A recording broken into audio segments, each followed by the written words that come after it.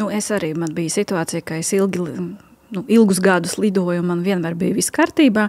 Nu, pienāca tāds brīdis, jā, kad vienu reizi es arī nesaņēmu savu čemodānu. Jā, tad tas, jā, es sapratu, ka tiešām jautājums, kad tas ar tevi notiks. Bet mums nesen bija situācija, ka mēs arī kolektīvi braucām uz Kazahstānu, un Stambula mums bija pārsēšanās, un vienai kolēģi čemodāns nav atlidojis. Bet paradoxālākais bija tās, ka viņa bija aizmirsuši nopirkt arī apdrošināšanu, un viņa pat nevarēja pieteikt apdrošināšanas gadījumu.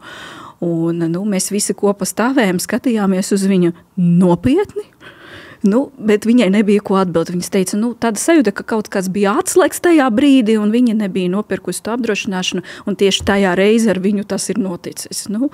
Tas vienkārši varbūt ir arī tāds ieteikums, ka nevajag aizmirst par to apdrošināšanu, tā noteikti noderēs. Vai arī iegādāties, noformēt kredītkarti, kurai tā jau ir iekļauta automātiski, un tad viņi arī palīdzēs. Bet tajā Kubas braucienā man bija apdrošināšana, bet es viņu tāpat līdz galam nevarēju izmantot, jo apdrošinātājiem ir jāiesniegt pirkuma čeks par to, ko tu esi nopircis.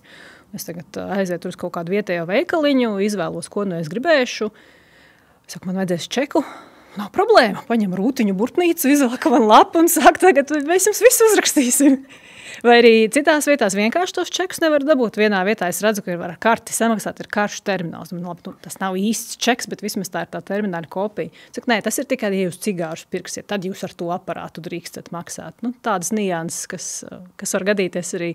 Vietējais kolorits. Vietējais kolorits. Par ruteņu burtnīcu tādu es vēl nebiju arī piedzīvojusi.